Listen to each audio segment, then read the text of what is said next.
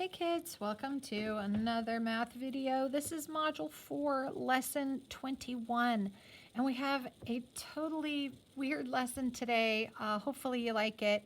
It can be very difficult for kids, so hang in there. The objective is multiplication with fractions and decimals as scaling.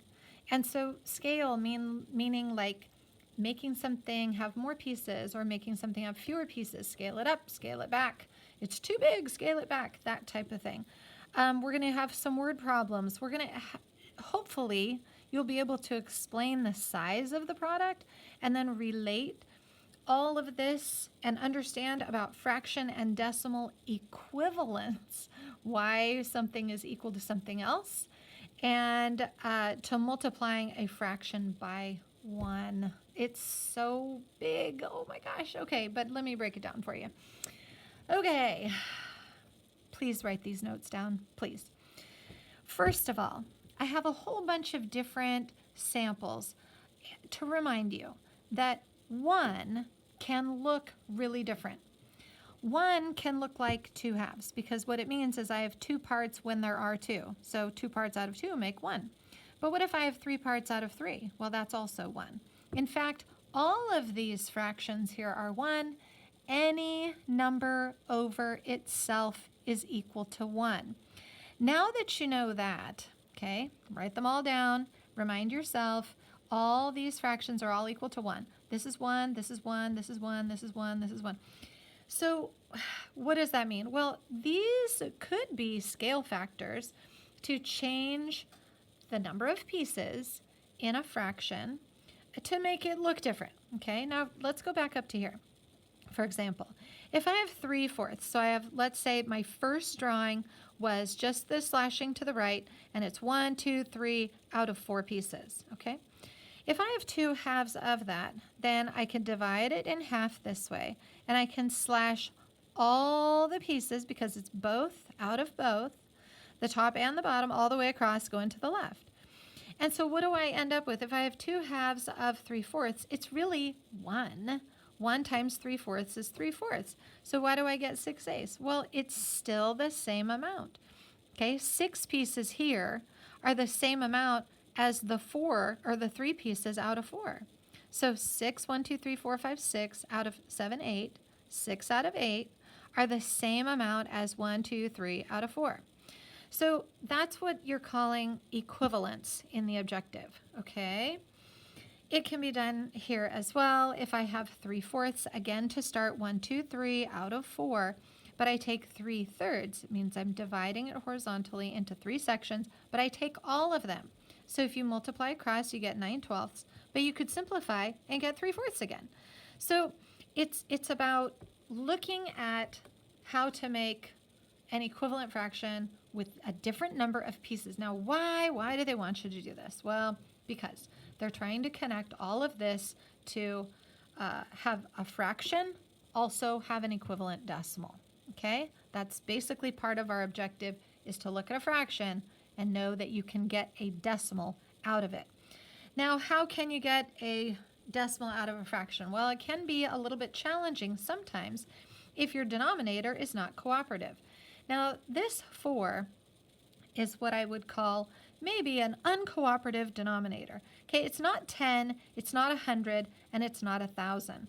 And so on additional notes, if you want to write down your little place value chart and put decimal, tenths, hundredths, thousandths, this is going to help you when we are creating our scale factors to help us get from, say, a 4 to, say, 100, because then I have a number that I can put into decimals by using hundredths. So onward, 3/4, how can I get 4 to 100? Because 4 is not a factor of 10. So what you're looking for and what we're going to create today is going to be a scale factor. So we're going to decide which number we're going to pick to put in a fraction over itself so that it can be equal to 1. And then we can scale our fractions up or down so that we can create these decimals. Here are just a few samples. Again, you're going to want to find something that will get you to 100. And that's really kind of the big idea. Get to 10, get to 100, or get to 1,000.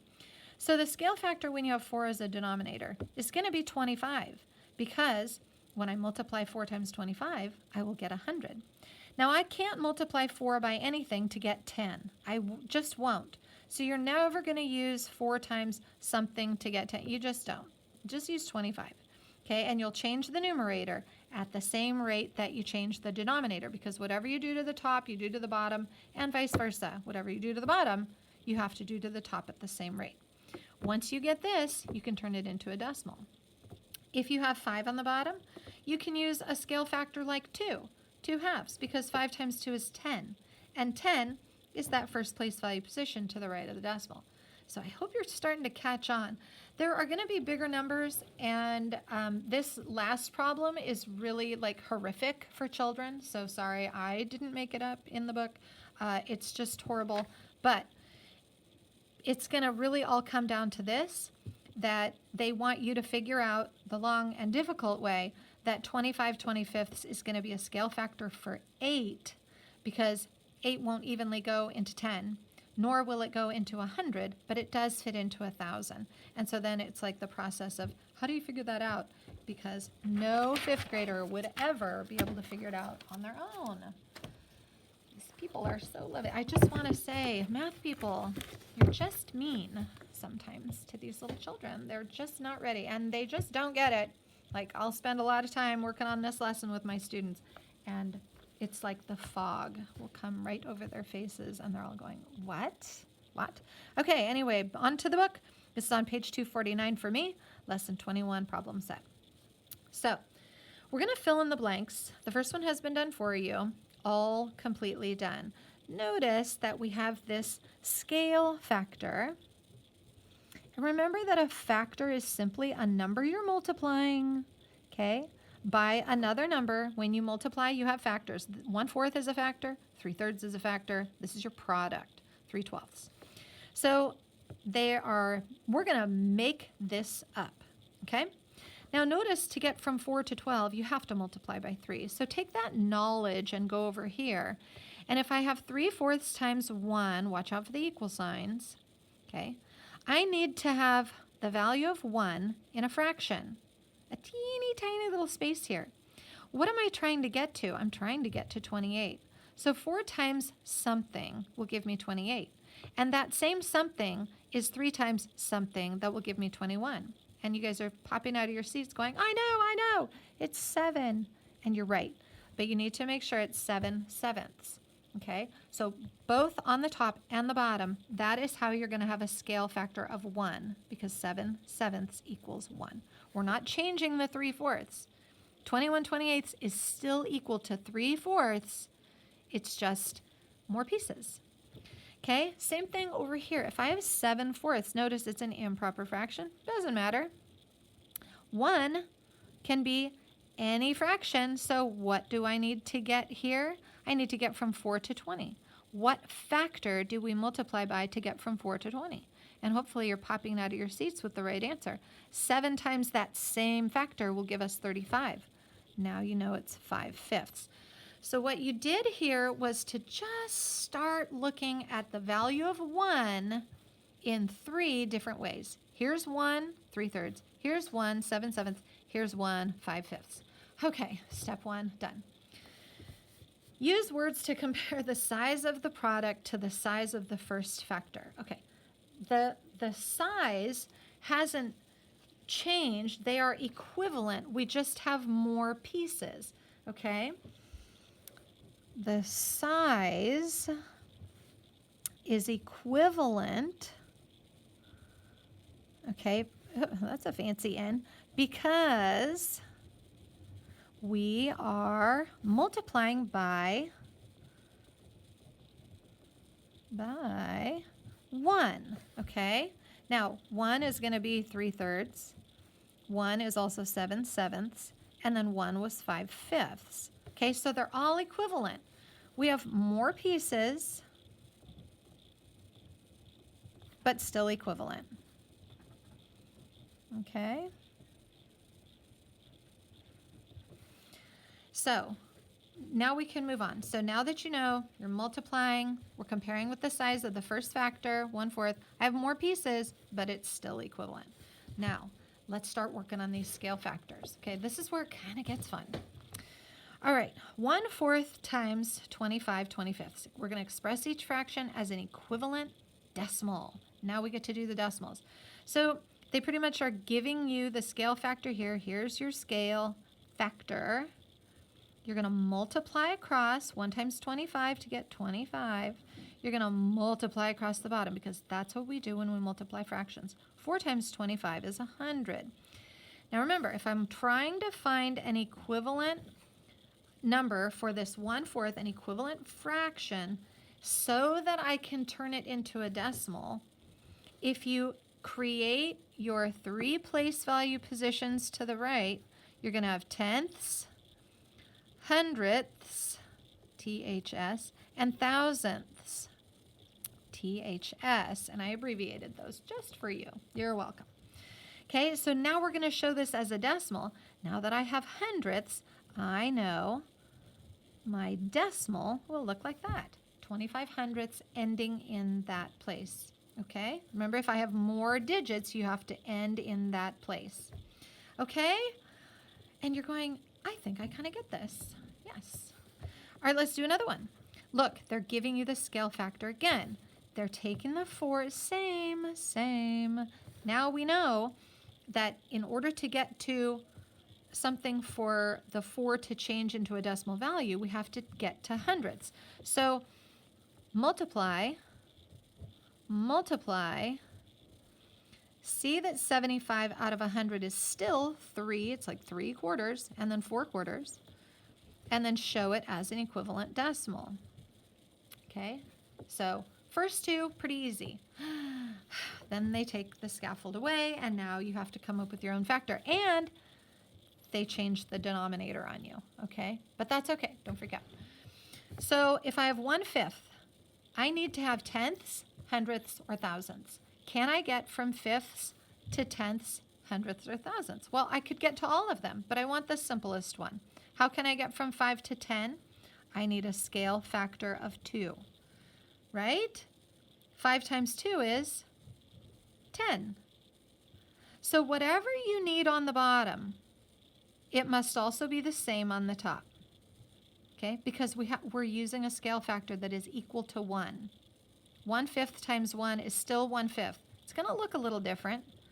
2/10, it looks a little different, but it's still equal to 1/5. Now write it in decimal form, 2/10. Okay? Now if you had 20 hundredths, you would have a different scale factor. You would have a 0 after that, and it would be a lot bigger, and you'd have 20 hundredths right here. But we don't need to do that right now because that would just be more. It would be more pieces, and it's unnecessary when you can get the tenths. Let's do that again. Noticing 5 and 5, we can have the same scale factor. I just need to get to tenths, hundredths, or thousandths. So use 2 halves as your 1, and then multiply across, and I get 8/10. And that is equal to 8/10. Yay. Okay, I feel like you're getting it. Now, they have a new denominator, and it's 20. So once you're past tenths, you're already at 20ths. It's too high. You can't go make 20 tenths out of 20. So we have to go to the hundredths. How can I multiply 20 by what number to get hundredths? Will I get hundredths? Oh, where are the lights again? Will I get hundredths when I multiply by 20? And the answer is yes. If you skip count by 20, 20, 40, 60, 80, 100, you know that 5 is a good scale factor. If 5 is my scale factor for the bottom, this is how I create 1. I put 5 on the top. 5 over 100 is my decimal equivalent, 5 hundredths. But where do I put the 5? Not in the tenths place. Put it in the hundredths place. 5 hundredths. Okay? Let's do that again. Look, 20 again. What's our scale factor when I have a 20 on the bottom? I can simply scale everything up to get hundredths But look, I have a pretty big numerator here. That's okay. If you need the standard algorithm, you do it off on the side. Would they give us enough room over here today? If you don't want to do that, you just simply multiply the ones place and then by the tens place. So 7 times 5 is 35. And then 10 plus 3 is 13. So you have 135 hundredths. Now remember that in a couple lessons ago, I said fill in the blanks so that you will know where everything goes. When I have 3 digits, they all have to go somewhere, and they have to end in the hundredths place. If this is tenths and this is hundredths, then the 1 and the 3 and the 5 have to be next to each other like that, with the 5 ending in the hundredths place. Okay? Let me move my book up for you. And I'm going to straighten it out a wee bit. Okay, so back to the 4. Now, we know what our factor is. It's going to be the same thing. It's 25 25ths. Okay, this is equal to 1, so I'm really not changing this. It's just going to look a little different. And again, when you have to multiply by 25s, that is essentially multiplying by quarters. So if you have 4 quarters, you get $1. So then 3 more, 25, 50, 75. It's going to be 175 over 100. And kind of in the same way that this one had multiple places, where does it end up? Okay, it's going to be 1.75. So I can have 175 hundredths ending in that place value position. Now we're jumping all around. We have fifths. So what's my scale factor when I have 5? We did it up here, and that's going to be 2. 2 halves. So I have 16 tenths. And now instead of having a single digit, I need to think about where I put all these digits. So I have a 1 and a 6, and they have to end in this position. So it's going to look like 1.6 for your final answer, okay? 24 25ths. If you have 25, we have not had that one yet. So, we have not had that one yet. So in order to get from 25 up to, can't go down to tenths, it has to go to hundredths. How do you get from 25 to 100? What's your scale factor? 4. So now you know that you have your hundredths on the bottom. What you do to the bottom, you do to the top. It's 4 times 24, so it's going to be the same as this, but 4 less because it's 1 less, 1 less, 1 less, 1 less. See, 1 less 4 times. That makes 4 less. So it's 96 hundredths. Now turn that into a decimal. It's 2 places and 2 digits, so it can be 0.96. Next one. If I have 50ths as my denominator, again, can't go to tenths, it's too low, so use hundredths. How can I get hundredths? Multiply by 2. Here's my hundredths, and I have 93 times 2. 2 times 3, 6. 2 times 9, 18. 186 hundredths. What does that look like? I have 3 digits I have to fit in, so it's going to be 1.86 for the 186 hundredths that end in the hundredths place. Next one. Okay, for mixed numbers, I know everybody's like, oh, what now? But you really don't have to worry about the whole number at all. In fact, just kind of put that on hold. We'll put it in later. We're going to focus on the fraction and get a scale factor for the fraction. So 25, same as up here, needs a scale factor of 4 fourths to be 1. In order to get the hundredths, don't worry about the 2 yet, 25 times 4 is 100, 6 times 4, 24. Now that I know my fraction, bring your whole number in, plop it in, it's 2. And what do you have with this? Well, we have 2 place value positions to the right, and we have 2 digits. So I can simply put my 2, 4 here. What if I had a really big numerator, an improper fraction here? That would impact your whole number, and that's when you have to watch out because it could potentially bump it up. It doesn't here, so this final answer is 2.24. But watch out if you have an improper fraction because those are always equal to more than 1. And then if you have more than 1, that goes in the ones place. Moving right along. Still have a proper fraction, so we're going to multiply by a scale factor. Which one for 50? We're going to use 2. Don't need the 3 yet. That'll come in later. 50 times 2 is 100, and 31 times 2, 62. Now drop your 3 in, 3 ones, and 62 hundredths. So I hope that after you did a few questions, you were feeling more comfortable. Let's get to the back side here, where we'll straighten everything out and focus. Thank you so much. Okay. All right, here we go. Jack said that if you take a number and multiply it by a fraction, so a number that could be like 4, and you multiply it by a fraction, let's say like a half, the product, the answer, will always be smaller than what you started with, because look at 4 times a half, or half of, we've been doing them this way for several lessons, it would be 2. So the product is smaller than what you started with. And he said always. Jack, first of all, don't say always, ever. Never say always. Never say never. Always and never are caution words. If you see that in a math problem, I want you to circle it, because you have to really, really think, is something always going to be true? I bet we can find an exception. Okay, so is he correct? Why or why not? Explain your answer and give at least 2 examples to support your thinking. All right, well, how about if I take a number like 4 and I multiply it by a fraction like 5 halves? That's a fraction. What would I get then? 4 times 5 is 20, and 1 times 2 is 2.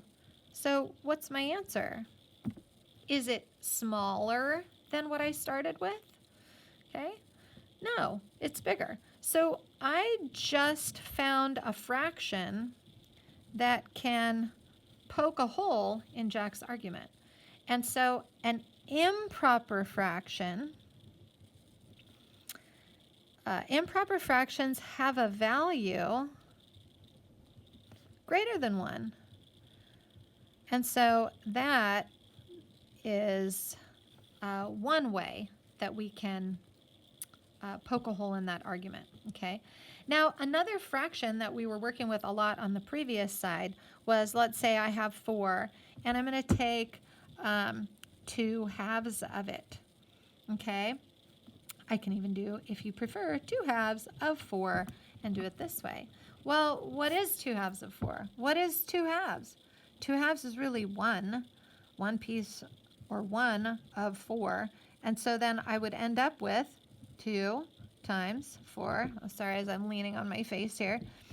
And we get our 8 halves, and that is equal to 4. So I didn't get something smaller, I got something equal. And so that is not less than what I started with. So what you want to do is you want to recognize that fractions are not always less than 1. This fraction is greater than 1, and this fraction here is equal to 1. So some fractions, this is your explanation, some fractions are equal to 1. Okay, so that's your nice written part. Improper fractions have a value greater. Some fractions are equal to 1. That's your 2 halves. So you want to make note of that. Poor Jack, he is going to figure this out right away. In fact, I think he probably understands it now. Let's do number 4. Oh gosh, here it is. There is an infinite, that's like infinity, to infinity and beyond.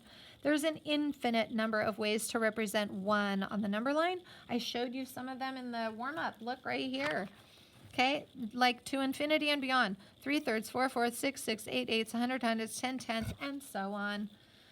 To represent 1. In the space below, write at least 4 expressions multiplying by 1.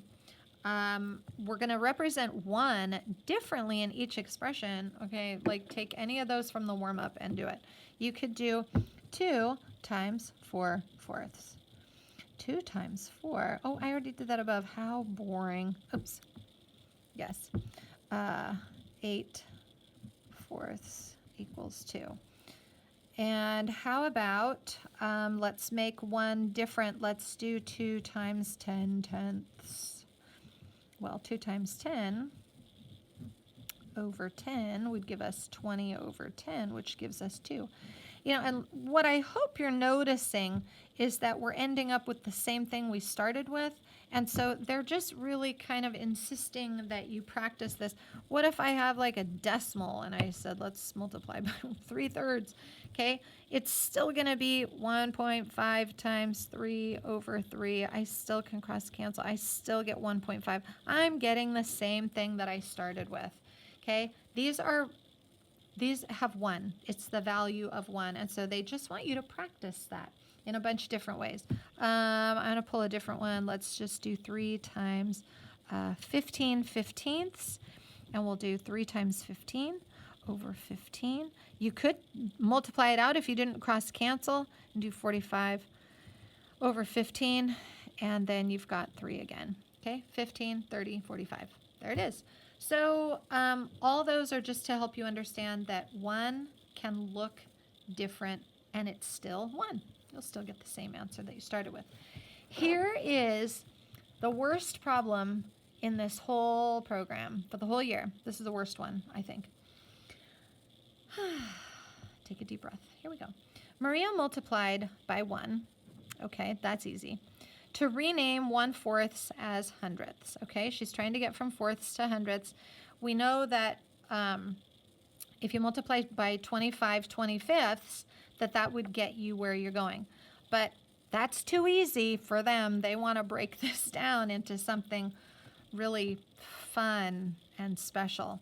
So here's your scale factor 25 25ths. But instead of having 25 25ths, they are factoring it out, because who doesn't love factoring? So we're going to factor it out, take 25 apart and put 5 times 5. And these factor pairs are going to be equal to 10. So use her method to change 1/8 to an equivalent decimal. And here's where I'm going to go pull my little notes again and just remind you that 1/8, focus, 1/8 times 125 125ths is what's going to get you the 125 thousandths. That is here, 125 thousandths. I know that was blurry, but I'm sorry. It's just kind of lame right now. There we go. So we're going to take it apart. Don't be afraid. We're going to use this scale factor in pieces. You're going to take the 2 times the 5 and the 2 times the 5. That's all this is here, which is really 10 and 10, see? That you can multiply those and get the 100. It's so convoluted. Honestly, most 10-year-olds are like, what? They're so confused when this is over. Let's break it down. Let's have a little fun with this one. All right, so if you're going to take your 1/8 and we're going to break it up, we can't break up 1, so just put the 1 on top. But we can break up 8. Okay, now I could do 4 times 2, but 4 is really made up of 2 times 2 times 2. Trust me, just write it. 2 times 2 is 4, and 4 times 2 is 8. So that's where we get the 3 2's. 2 times 2 times 2. Okay? So that's 1/8 rewritten. Now, we're going to create this scale factor. But we want to have, we need to try to get to the 1,000. So I kind of need a big scale factor. So it's going to have to be more than 5 times 5. So it's going to be 5 times 5 times 5. 5 and 5 and 5. Now that I have matching factors, okay, the 5 times 5 times 5, this would be 25. And 25 times 5 would be 125. And that's what we're trying to multiply by to get to our 1,000, okay, with the 8. Let's do that again. Copy the top 5 times 5 times 5. and then take your factor pairs on the bottom and put them together in teams so that I can have 10 for each one. 2 times 5 times, use a little dot, 2 times 5 times 2 times 5. Oops, I want to use that dot all the time. Okay, so now I have 10 times 10 times 10. That's my 1,000. Okay? Now 5 times 5 is 25, times 5 is 125. And this is 10 times 10 for 100, times 10 is 1,000. And so through this very special process that no fifth graders ever understand, they have now come up with 125 thousandths, which is the answer that you can create your decimal with, because 125 thousandths looks like that. Same fraction to decimal. Okay? Now, finally, Paolo renamed 1/8 as a decimal too. Great. And he knows that the decimal equal to, he knows the decimal equal to 1/4, which is nice. Okay? And he knows that 1/8 is half of that, half as much as 1/4. Can you use his ideas to show another way to find the decimal equal to 1/8? Yes, you can, and we are almost done, and this one is actually pretty nice. If you know what 1/4 is, okay, because you have scaled it, and you can multiply by 25 25ths, and you get 25 hundredths, and so you know that it's 25 hundredths, okay? If you would take this 25 hundredths and write it in unit form, okay, 25 hundredths, or if you put the equivalent, sorry, let me write that, 250 thousandths is the equivalent decimal in unit form, then what's half of that? 1/8 is half of 1/4. Oh, there go the lights again. It's taking so long. 1/8 is half of 1/4, so get half of 250. So half of 250 is 125. So that's where, again, we have this 125 thousandths. THS, and you're almost done. And now you have 0.125 as your factor. Bravo. Now, I know this is all super hard and it's a really tough lesson, but I hope it was helpful. And I hope you guys click subscribe and come back again for more math videos. We will catch you on the next one. Bye.